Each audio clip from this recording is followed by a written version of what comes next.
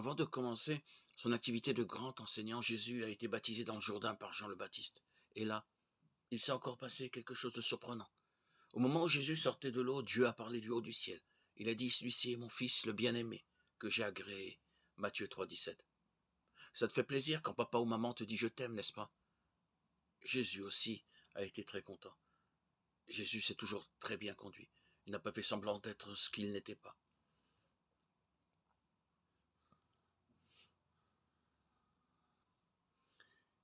Il a accompli les Écritures, a rempli la mission que son Père céleste lui avait confiée. Il n'a pas passé son temps à d'autres activités. Tu comprends maintenant pourquoi Dieu est fier d'avoir un fils comme Jésus. Nous aussi, nous voulons plaire à Dieu, n'est-ce pas? Alors il faut lui montrer que nous l'écoutons vraiment, comme Jésus. Dieu nous parle dans la Bible. Penses-tu qu'on puisse dire, moi j'écoute Dieu, et en même temps croire ou faire des choses qui sont défendues dans la Bible? Et puis, rappelle-toi bien, si nous aimons réellement Dieu, nous serons heureux de lui faire plaisir. Aimes-tu qu'on te rende service? Tu n'es pas le seul. Tout le monde aime ça.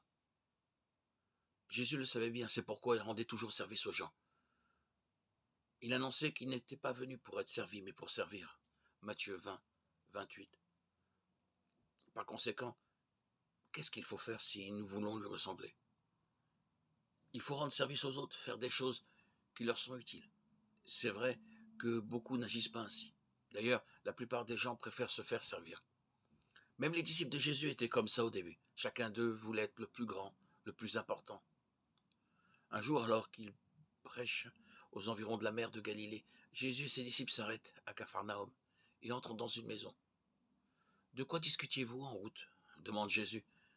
Les disciples se taisent. Il faut dire qu'en chemin, ils se sont disputés pour savoir lequel d'entre eux est le plus grand.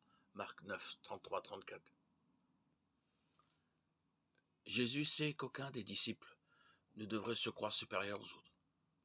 Alors, comme nous l'avons vu dans le premier chapitre du livre, il fait venir un petit garçon au milieu d'eux, et il leur dit qu'ils doivent être aussi humbles que cet enfant. Mais les disciples ont du mal à comprendre. Un peu avant sa mort, Jésus va donc leur donner une leçon qu'ils n'oublieront pas. Sais-tu ce qu'il fait? Tandis qu'ils sont réunis pour prendre un repas, Jésus se lève de table et enlève son vêtement de dessus. Il prend une serviette qu'il attache autour de sa taille et aussi une cuvette dans laquelle il verse de l'eau. Ses disciples se demandent sûrement ce qu'il va faire. Et voilà Jésus qui s'accroupit devant eux, les uns après les autres, et qui se met à leur laver les pieds et à les essuyer avec la serviette. Tu imagines la scène? Qu'est-ce que cela t'aurait fait si tu avais été là? Les disciples trouvent anormal que Jésus les serve de cette façon. Ils sont gênés. D'ailleurs, Pierre ne veut pas le laisser faire ce travail de domestique. Mais Jésus lui répond que c'est important pour lui qu'il le fasse. Aujourd'hui, nous n'avons pas l'habitude de nous laver les pieds les uns aux autres. Mais à l'époque de Jésus, c'était courant. Et sais-tu pourquoi? Dans le pays où Jésus et ses disciples vivaient, on portait des sandales. Alors, sur les routes poussiéreuses, on se salissait les pieds.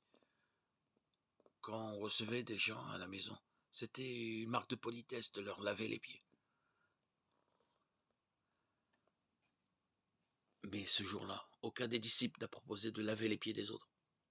Alors c'est Jésus qui le fait. Cela lui permet de donner une grande leçon à ses disciples. Une leçon dont ils ont bien besoin et que nous aussi nous devons retenir. Sais-tu quelle est cette leçon? Jésus remet son vêtement de dessus. Il revient à table et il explique. Savez-vous ce que je vous ai fait? Vous m'appelez-vous Seigneur. Et vous avez raison car je le suis. Si donc moi, Seigneur, que je suis, je vous ai lavé les pieds, vous aussi, vous devez vous laver les pieds les uns aux autres. Jean 13, 14. Tu vois que Jésus veut que ses disciples se rendent service les uns aux autres. Il ne veut pas qu'ils pensent seulement à eux, qu'ils se croient tellement importants qu'on doit toujours être aux petits soins pour eux. Ce sont eux qui devraient aider les autres de bon cœur. C'est une belle leçon, tu ne trouves pas? Veux-tu ressembler toi aussi à Jésus et rendre service autour de toi? On peut tous faire des choses utiles pour les autres. Cela les rend heureux. Mais le plus important, c'est que cela fait plaisir à Jésus et à son Père qui est aux cieux. Ce n'est pas compliqué de rendre service. Réfléchis et tu verras qu'il y a bien des façons d'aider les autres. Par exemple, pourrais-tu aider un collègue de travail? Ta maman, tu sais qu'elle travaille beaucoup pour toi et bien sûr pour le reste de la famille. Comment pourrais-tu lui être utile? Pourquoi pas ne pas lui demander? Tu pourrais même peut-être mettre la table ou bien la débarrasser après le repas. Il y a des enfants qui s'occupent chaque jour de sortir la poubelle. Quoi que tu fasses, ce qui compte, c'est que tu sois serviable comme Jésus. As-tu des petits frères, des petites sœurs que tu pourrais aider? Souviens-toi que Jésus, qui était pourtant le grand enseignant, s'est mis au service de ses disciples. En aidant tes frères et sœurs, tu lui ressembleras. Que pourrais-tu faire pour eux? Peut-être leur apprendre à ranger leurs jouets quand ils ont fini de s'amuser avec, ou bien les aider à s'habiller, ou encore les aider à faire leur lit. As-tu d'autres idées? Si tu leur rends ce genre de service, ils t'aimeront beaucoup, comme les disciples aimaient Jésus.